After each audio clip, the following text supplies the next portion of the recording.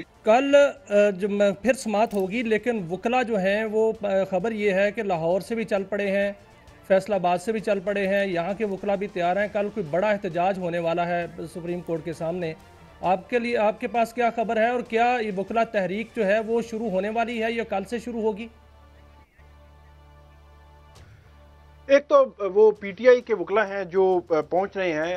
अगर पीटीआई से हटकर भी वकील, जिस तरह आज बलूचिस्तान बार काउंसिल है या Balochistan high court bar association है, कराची बार है, लाहौर हाई कोर्ट बार है, वहाँ के वो वकील जो है वो अगर वो निकलते हैं, अगरचे जो इलेक्टेड बॉडीज़ हैं वो हुकूमत के साथ हैं, तो फिर सिचुएशन बदल सकती है। क्योंकि जुडिशरी के अंदर, ख़ास तौर पर सुप्रीम कोर्ट के अंदर, जो चीफ जस्टिस काजी फाइसा ने 3 रुकनी कमेटी थी, 2 ही बैठ के सारा कुछ कर दिया और आगे बढ़ते जा रहे हैं। ऑर्डिनेंस को भी मंजूर कर लिया और फुल कोर्ट भी नहीं बुला रहे, तो इस पर जुडिशरी के अंदर भी बड़े सवालात उठ रहे हैं। कोई सोच मौजूद है कहीं ना कहीं, उसका भी जो है वो कुछ चीज़ें आ सकती हैं। अब कुछ कहना जो है वो कबल अज़ वक्त है, लेकिन हाई कोर्ट और सुप्रीम कोर्ट से भी कुछ चीज़ें आ सकती हैं अगर जो है वो हुकूमत वक्त ऐसी कोई तरमीम भी करती है जिसमें इंडिपेंडेंस ऑफ जुडिशरी के, जो जुडिशरी की, अदलिया की जो आज़ादी है वो कंप्रोमाइज़ होती है। जो बुनियादी हुकूक के हवाले से पहले जो ड्राफ्ट आया था उसमें आर्टिकल 8 में जो बुनियादी हुकूक की प्रोटेक्शन है, या आर्टिकल 199 में तब्दीली, इस तरह की जो चीज़ें हैं जिसको ख़ास तौर पर अदलिया की आज़ादी, जिसको आप जो है वो तब्दील नहीं कर सकते, या उसको इतना नहीं कर सकते कि पूरा एक पर पिलर ही ख़त्म कर दें। क्योंकि जो पहला ड्राफ्ट था उसके मुताबिक तो पूरा एक स्ट्रक्चर जो है वो ख़त्म किया जा रहा, पूरा हुकूमत एग्जेक्टिव अपना कंट्रोल उस पर रखना चाह रही थी और रखने का जो है प्लान है। अगर इस तरह की सिचुएशन होती है तो मेरा ख्याल है कि अदलिया के अंदर से भी कुछ ना कुछ रिएक्शन जो है वो मुतवक्को है। अगर वकला जो है वो बाहर निकल आए, और जिस तरह चीफ जस्टिस साबिक जो चीफ जस्टिस इफ्तिखार मोहम्मद चौधरी, वो मुख्तलिफ बार एसोसिएशन में जाकर खिताब करते थे, मुख्तलिफ लॉन्ग मार्चेज हुए, एहतजाज होते थे, तो ये चीज़ें आहिस्ता आहिस्ता हो सकता है बाहर आ जाए। अभी तक अदलिया के अंदर से कुछ जज साहबान जो हैं वो बाहर आ सकते हैं और बाहर से खिताब कर सकते हैं इस हवाले से? बिल्कुल, जिस तरह सिचुएशन, जिस टेंस सिचुएशन में जा रही है, और उसमें मेरा ख्याल में कोई रास्ते सारे दरवाजे बंद हो चुके हैं एक फ्री कैन के, तो उसमें कुछ भी आप तवक्को कर सकते हैं आइंदा चंद दिनों में। क्योंकि ये जो रास्ता जो खोला जा रहा है, सिर्फ एक सवाल ये था कि बेहतर ये होता कि मखसूस सियासी हालात में आउट गोइंग चीफ जस्टिस जिनके 25 दिन रहते थे वो 63A को अर्जन कर देते, बाद में सुन लेते, या आज से अप्रैल फरवरी में जो है वो फैसला कर चुके होते, तो और सिचुएशन होती है। सवाल ना उठाया जाता। साकिब बशीर साहब, देखे ना, हमारे यहाँ अजीम रवायात भी तो ज़मीर आपसे जरूरत कर देखें, इसमें क्या बुराई है? बड़ी बड़ी एक इस मुल्क की एक बड़ी सानिया हुआ कि चौथी दफ़ा वज़ीर आज़म नहीं बन सके जो किबला नवाज शरीफ साहब हैं, तो दूसरी दफ़ा अगर वो जो है वो चीफ बन जाएंगे कोर्ट के, तो उसमें वो तीसरी दफ़ा भी बने, तो उसमें कोई बुरी बात नज़र आती है आपको? ये अजीम रवायात तो मौजूद है ना हमारे यहाँ जनाब ज़मीर हैदर साहब। देखिए, वो रवायात से ज्यादा नजरिया जरूरत जो है वो मैं नहीं समझता कि कभी भी दफन हुआ है पाकिस्तान में। तो नजरिया जरूरत जब तक जिंदा है सईद काजी साहब, तो ये सारी चीजें होती रहेंगी और कोई ना कोई जवाब निकाल लिया जाएगा कि जी ये इसलिए जरूरी था, वरना भी वो क्या कहते हैं, मतलब हेल वुड फॉल या हेवन वुड वोंट फॉल, जो भी है वो आप अंग्रेजी माशाल्लाह मुझसे बहुत बेहतर जानते हैं। तो वो ये जो है डॉक्ट्रिन ऑफ नेसेसिटी जो है, ये हमको कहीं का नहीं छोड़ेगी। ये हमेशा जो है इसी तरह अदलिया के अंदर भी ये अपना जो है पंजे गाड़ कर बैठी हुई है, हमारी एग्जीक्यूटिव के अंदर भी पंजे गाड़ कर बैठी हुई है, और कहाँ नहीं गाड़ कर बैठी हुई है। तो बात ये है कि मैं भी आपको एक खबर की तरफ ले जाऊंगा, उस पर आपके कमेंट्स भी चाहूंगा कि आज अली अमीन गंडापुर अडयाला जेल गए, उन्होंने बानी पीटीआई से रिक्वेस्ट की कि 4 अक्टूबर का जो एहतजाज है वो पोस्टपोन किया जाए। उस दिन मुल्क में एक सदर होंगे, मुल्क के मलेशिया के, और यहाँ पर जो है वो इस तरह का तासर देना अच्छा नहीं है। लेकिन बानी पीटीआई ने कहा कि एहतजाज होगा, हर सूरत होगा, और अली अमीन गंडापुर को कहा कि आप लीड करके आओगे और अब यहाँ पर आपको पहुँचना ज़रूरी है।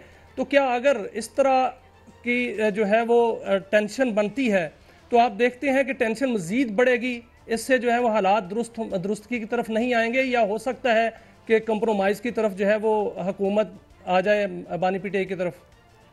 मियां शाहिद, वैसे बिल्कुल आपने सही बात की है। अफसोस इसी बात पे है कि चीजें लगता है कि शख्सियात के इर्द गिर्द घूम रही, ना किसी को मुल्क की परवाह है, ना किसी को आवाम की परवाह है। बेरोजगारी उसी तरह है, नंबर्स आ रहे हैं, ये नंबर्स आ रहे हैं, मैजिक नंबर्स दिए जा रहे हैं, किसी इन्फ्लेशन सिंगल डिजिट में आ गया, ये हो गया, वो हो गया। आप बाहर निकले तो आपको पता लगता है कि हम वहीं पे खड़े हैं तो आज से साल, 1.5 साल, 2 साल पहले, जो कि लोग खुदकुशियां कर रहे थे, लोग अपने बच्चे। तो सर क्या आप समझ रहे हैं कि जो खास पैगाम लेके अली अमीन गंडापुर गए हैं उस पर बानी पीटीआई कुछ सोचेंगे?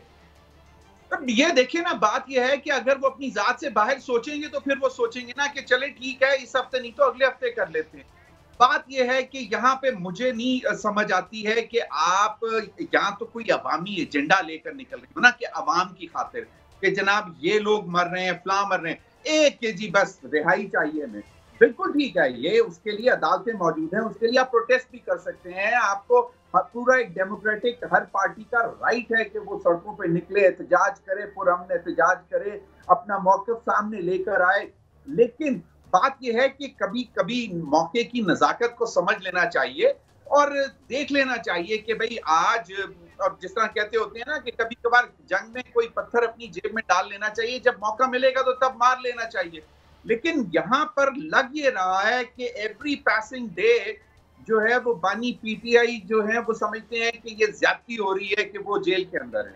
यकीनन ज्यादती हो रही है, किसी भी जिस तरह के केसेस हैं मैं मानता हूँ, लेकिन इसका मतलब ये नहीं है कि आप बाकायदा तौर पर जो एक कानूनी रास्ता है उसको इग्नोर करके आप इस किस्म की अफवाहें छोड़ना शुरू कर दें कि जी आइंदा जब हम आएंगे तो हम इस्लामाबाद या डी चौक या जो भी हमें डेजिग्नेटेड जगह दी जाएगी, हम वहां नहीं, हम सीधा अडयाला जाएंगे, अडयाला जेल के दरवाजे तोड़ेंगे और अपने लीडर को उठा के बाहर ले आएंगे। तो ये तासुर देना, एक और बड़ा पॉजिटिव पहलू है, एक बहुत पॉजिटिव पहलू है।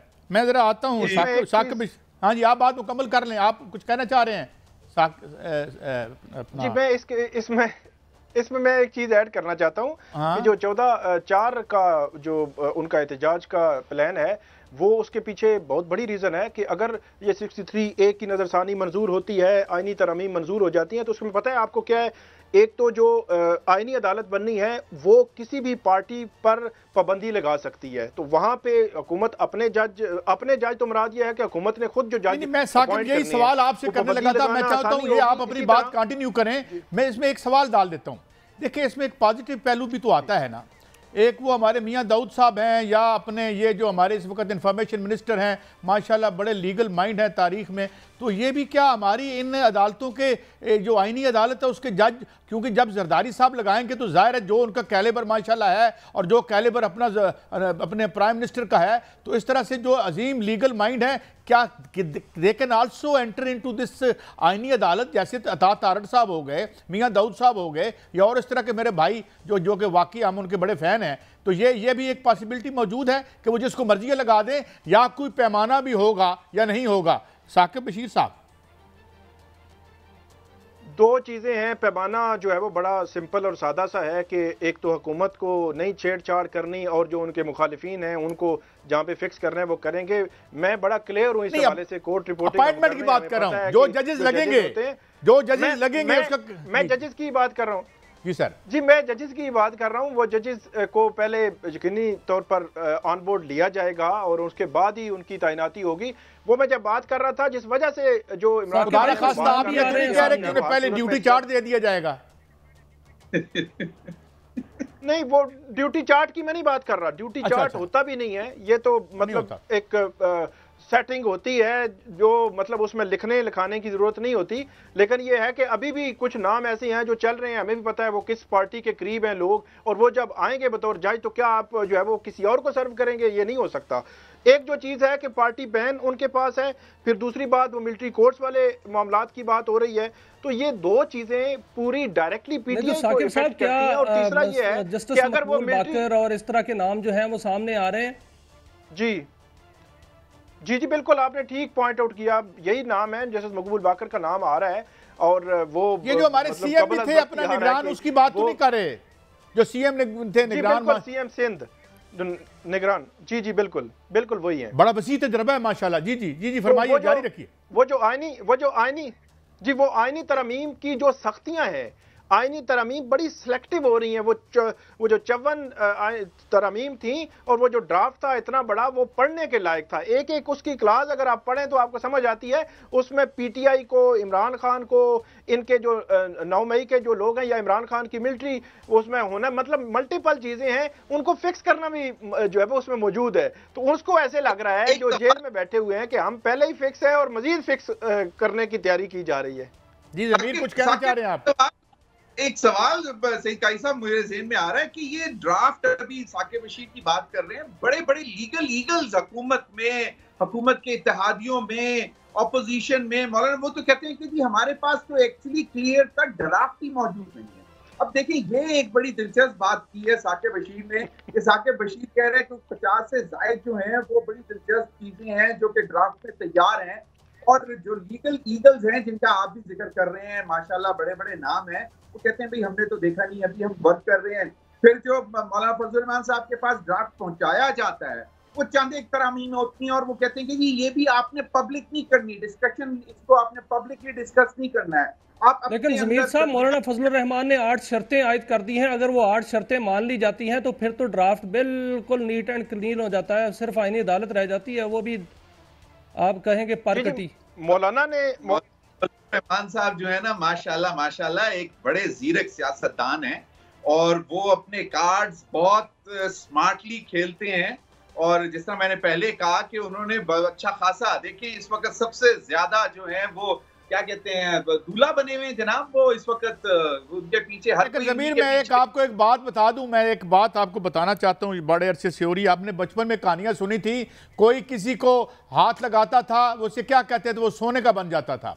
मौलाना फजल रहमान के बारे में कल मोहम्मद अली दुरानी साहब ये कह रहे थे कि उनका कहना है मैंने इनसे हाथ मिलाया तो मेरा हाथ काला हो जाएगा। तो इसलिए मेरे ख्याल में there are very pertinent questions कि इनके साथ कौन जाएगा, उसके सियासत का मुस्तकबिल क्या होगा। देखें ये 8 शराइत तो चली गई है ना, अभी मियां शाहिद ने बोला 8 शराइत चली गई है ना, हाथ काला जो है उसको गोल्ड का करना है ना।